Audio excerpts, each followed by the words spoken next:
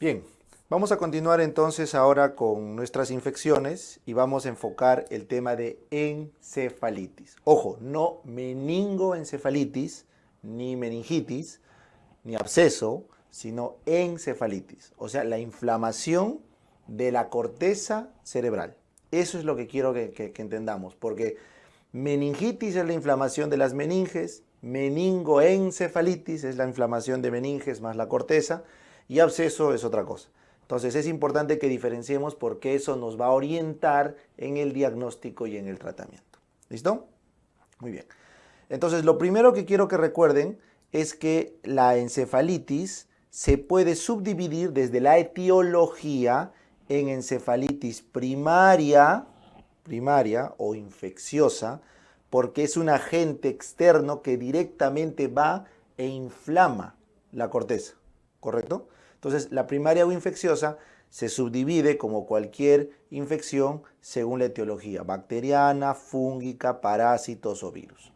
De estos cuatro grandes grupos, lo único que nos han preguntado en los exámenes han sido las causas virales, concretamente el virus herpes simple tipo 1, que es lo más frecuente. El tipo 2 suele hacer meningitis. El tipo 1 suele hacer encefalitis. ¿Ya? Sin embargo, no está de más repasar las otras causas. Por ejemplo, el Mycoplasma pneumoniae puede darnos encefalitis, causas graves, raras. La listeria sí da una encefalitis, da una meningoencefalitis, es clásico.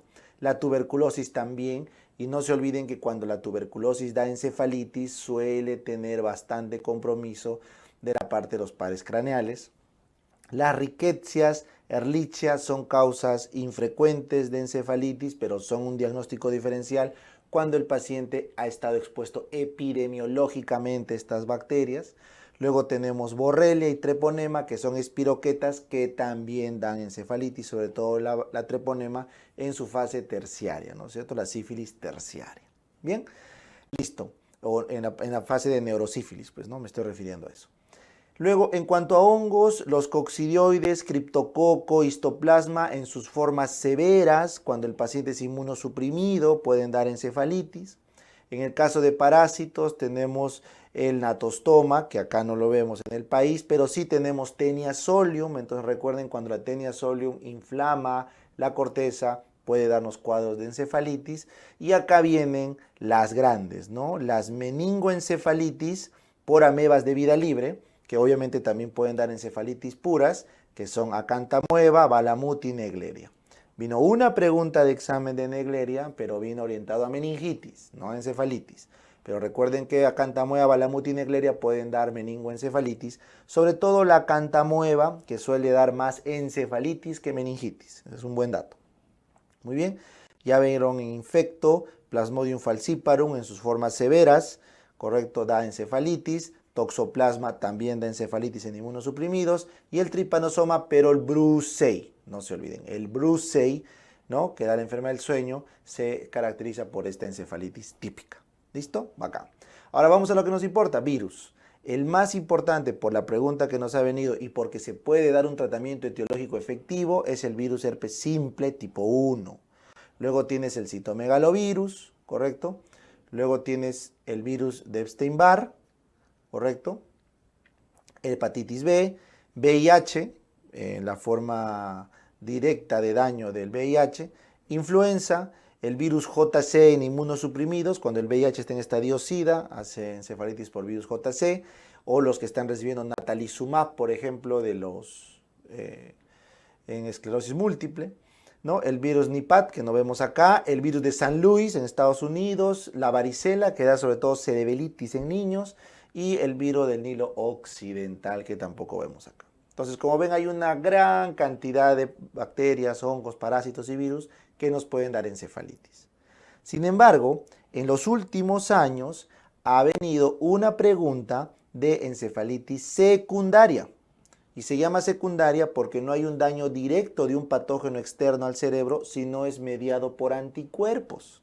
Entonces recuerden que la meningitis secundaria se subdivide en la del clásico síndrome paraneoplásico, donde hay un cáncer que produce anticuerpos o autoanticuerpos que generan encefalitis, o la de solo anticuerpos, que es una persona que se expuso a un virus, un parásito, lo que fuera, sobre todo virus, y hace autoanticuerpos contra estructura de superficie neuronal o intraneuronal. ¿Ya? Entonces ahora vamos a ver eso. Entonces, dentro de esta clasificación, la reciente literatura ha decidido juntar los síndromes paraneoplásicos con las de las autoinmunes puras y las ha clasificado según el riesgo de asociarse a un tumor. O sea, las de alto riesgo son aquellos anticuerpos que más del 70% de casos vienen de un tumor primario. Y los de bajo riesgo son anticuerpos que menos de un 30% vienen de tumores primarios. Por lo tanto, riesgo intermedio, entre 30 y 70% riesgo de un tumor primario. Entonces, cuando tú tienes un paciente con encefalitis, tienes que plantearte la opción de un paraneoplásico, ¿ya? Y en función del tipo de anticuerpo que encuentres. Por ejemplo, el anti-U, anti-HU, se asocia a cáncer de células de avena. El anti-YOU se asocia a cáncer de ovario, por recitar. Luego tienes el CB2, el SOX, el PCA2 que va con cáncer de mama, la anfifisina, el anti-RI, el anti-MA, el TR y el KLH. En verdad hay más, pero he tratado de poner los más importantes. ¿No? Luego tenemos los riesgos intermedios, ya que hay un buen dato. Los anticuerpos AMPAR suelen hacer encefalitis límbica. Tienes los anticuerpos contra el receptor GABA B, ojo, el GLUR5, ¿ya? Y acá hay una pregunta de examen. Los anticuerpos contra el receptor NMDA, correcto, fue la pregunta de examen, son de riesgo intermedio. Ya son de riesgo intermedio, pueden darse por virus, sobre todo en niños, o paraneoplásicos en adultos. Muy bien, tienes el CASPR2 y el PQ. Y finalmente, los de bajo riesgo, acá está el GLUR1 y el antigaba, pero tipo A. Muy bien, entonces no quiero cansarlos con esto, lamentablemente hay que hacerlo porque ha sido pregunta examen, pero existen numerosos autoanticuerpos asociados o no a cáncer que generan encefalitis. Muy bien, entonces fisiopatológicamente quiero que noten la diferencia. Entonces cuando nosotros vemos un cerebro con encefalitis vamos a ver típicamente esto, lesiones hemorrágicas petequiales producto de la inflamación, acúmulo de sangre y como se dan cuenta esto está bien localizado en el lóbulo temporal, así que lo más probable es que esta fue una encefalitis vírica por herpes simple que suele enfocarse en el temporal. Bien, luego vamos acá, cuando estamos en los autoanticuerpos, ya sea paraneoplásicos o simples autoanticuerpos, estos se subdividen en aquellos que atacan a las membranas de superficie o antígenos de superficie y a los que van a las organelas intraneuronales. Entonces, ¿por qué es importante esto? Porque cuando el autoanticuerpo ataca a proteínas o antígenos de superficie, por ejemplo el GABA A, el GABA B, el NMDA, etc., estos de acá típicamente responden al tratamiento, ¿no es cierto? No suelen hacer un cuadro más grave porque mientras eliminemos los autoanticuerpos deberíamos estar tranquilos, cubiertos y libres. Sin embargo, cuando tenemos estos que van contra las organelas intranucleares, estos anticuerpos intranucleares se expresan a través del complejo de histocompatibilidad que activa las células T. Entonces acá tenemos estos, el anti-HU, el CB2, el MA, el GAT65, que suelen ser más graves las reacciones porque simplemente está mediado por células T. Entonces estos suelen ser resistentes al tratamiento inmunosupresor, suelen asociarse más a daño secundario, a dejar un foco epiléptico, etcétera, porque la respuesta inmune es mucho más severa. Entonces es importante que vean esta división porque, por ejemplo, acá tienes el HU, el CB2, el MA2, y acá habíamos visto que el HU, el CB2, el MA2, todos son de alto riesgo, mientras que los de bajo riesgo o intermedio están acá en superficie. Entonces es importante ese entendimiento de la fisiopatología para ver que mientras menos riesgo tenga de ser un paraneoplásico, te va a responder mejor a los inmunosupresores, a la terapia hiperinmune, mientras que cuanto más se asocia un paraneoplásico, la respuesta es más resistente y prácticamente lo ideal sería evitar la fuente del autoanticuerpo, ¿no? Vamos a ver más adelante eso en tratamiento. ¿Listo?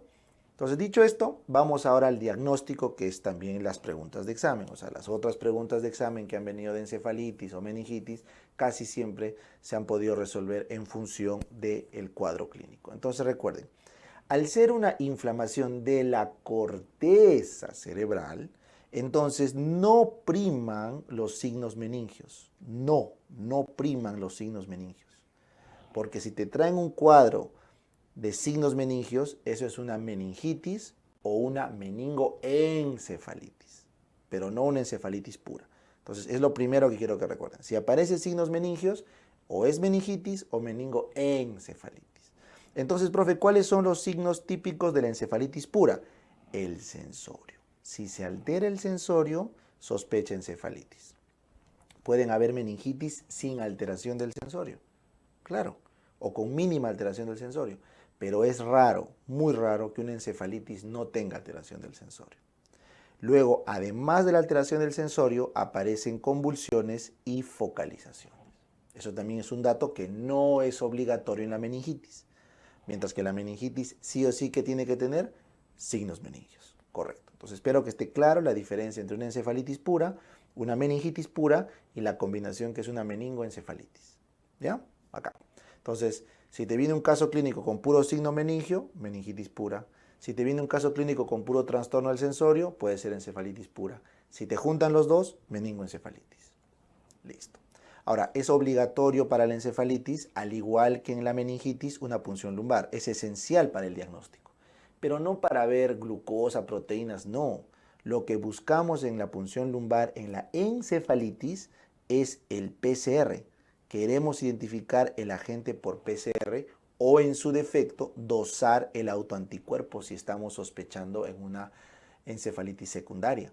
Entonces, lo crucial del líquido cefalorraquídeo para la encefalitis no es medir glucosa, proteínas, células, ¿no? Como en meningitis, no, sino es el PCR y dosar el autoanticuerpo. Y finalmente, es muy importante hacer una imagen, una resonancia magnética nuclear, para encontrar esa hiperintensidad que supone una inflamación del cerebro. Como ves acá, esto de blanco es una hiperintensidad que supone que está habiendo inflamación de ese lóbulo temporal, también de este de acá. De esta debe ser una encefalitis por herpes. Recuerden que el herpes virus simple tipo 1 afecta el lóbulo temporal, por lo tanto su clínica va a estar localizada ahí, y ustedes saben que el temporal tiene el sistema límbico, entonces va a haber clínica psiquiátrica, correcto. Esa es la presentación. Muy bien, entonces acá les he traído un esquema bonito de un artículo de Cielo que recoge justamente las fases de una encefalitis, pero en este caso una autoinmune, ¿ya? Entonces, recuerden que inicialmente, como toda enfermedad autoinmune, van a haber síndromes prodrómicos bastante inespecíficos, como fiebre, cefalea, diarrea o infección viral respiratoria alta, ¿no? Un foco de donde está ese virus que está iniciando toda esta cadena autoinmune. Luego, cuando ya viene la producción de autoanticuerpos, como ven acá, 1 a 2 semanas, que es lo que demora en formarse los autoanticuerpos, entonces ya vienen estos pequeños datos de que estamos en la etapa inicial, o también le llaman latente, ¿correcto? Donde ya el autoanticuerpo está afectando la corteza de forma difusa, porque recuerden que los autoanticuerpos en una encefalitis secundaria van a afectar a todas las neuronas. Entonces va a haber confusión, desorientación, problemas de memoria, trastornos del sueño, emocionales, lo cual significa que está habiendo una disfunción global del cerebro. Luego pueden aparecer ya datos mucho más puntuales como clínica paranoide, alucinaciones, ilusiones, o inclusive hipersexualidad, porque es afectación del límbico, lo que les estoy comentando también. Entonces eso ya es clínica de daño mayor de ciertas zonas cerebrales. Y obviamente si hay problemas de lenguaje, colalia, pocopraxia, mutismo, ya podemos decir que hemos terminado de afectar toda la función cognitiva superior. Muy bien, entonces ahí hemos inflamado lo suficiente el cerebro como para decir que hay clínica mental, psiquiátrica. Si lo seguimos inflamando con mayor afectación, tenemos los datos tardíos. Los datos tardíos ya son porque se han inflamado muchos más centros corticales, y obviamente empezamos a focalizar con convulsiones, estatus epiléptico, o ya empieza a haber problemas extrapiramidales, ataxia, disquinesia, rigidez, o inclusive podemos tener síntomas autonómicos, arritmias, inestabilidad, hipoventilación, etc. Entonces esos ya son signos tardíos de que se ha afectado estructuras más profundas producto de los autoanticuerpos. ¿Listo? Entonces esa es la forma de presentación, ¿ya? Recuerden que es un proceso, como ven acá, que va hacia el empeoramiento. Y una vez que se trata al paciente, la recuperación va de forma inversa. Primero se recupera la parte autonómica, luego la clínica extrapiramidal, luego la convulsión y lo último que se recupera es la parte psiquiátrica cognitiva. ¿Listo? Entonces lo que les hemos trabajado es la presentación típica de una encefalitis secundaria por autoanticuerpos. Mientras que acá arriba, la presentación típica de una encefalitis primaria sería un paciente que tiene un cuadro viral, bacteriano, etcétera, típico de infectología que complica con alteración del sensorio, convulsión y focalización. Básicamente esa es la diferencia, la evolución. Mientras que en un autoinmune tenemos que dar este tiempo para que se produzcan los autoanticuerpos que van a desarrollar la clínica. Y usualmente lo que antecede a todo es una infección viral. Una infección viral. ¿Listo? Bacán. Si estaríamos frente a un paraneoplásico, en la historia clínica estaría el tumor de base. ¿Bien?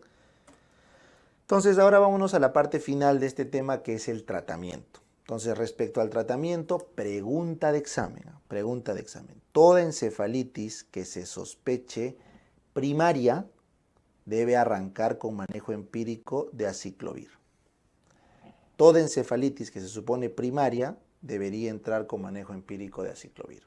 ¿Ya? Si sobre eso sospechas una meningitis bacteriana, también le aplicas el manejo empírico bacteriano de la clase de meningitis.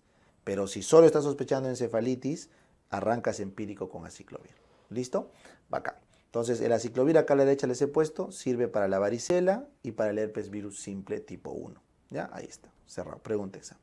Sin embargo, no está de más y me gustaría aprovechar estos minutos para repasar qué tratamiento le darías si podrías ver la etiología específica. O sea, ponte que le hacen un PCR o al líquido cefalorraquídeo y encuentran el agente. Entonces, si es un micoplasma, ustedes saben que es macrólido la elección. Si es listeria, ampigenta, no lo olviden. Si es tuberculosis, esquema de 4 fármacos más corticoide. Recuerden, más corticoide. Si es Rickettsia ehrlichia, doxi, no se olviden, esos van con doxi.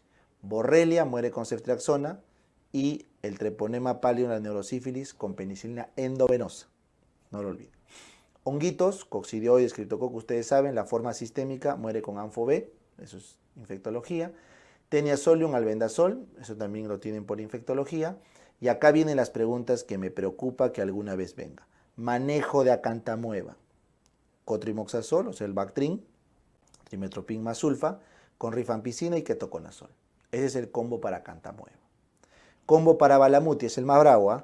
Pentamidina, macrólido, fluconazol, sulfadiazina, flucitocina y fenotiazina.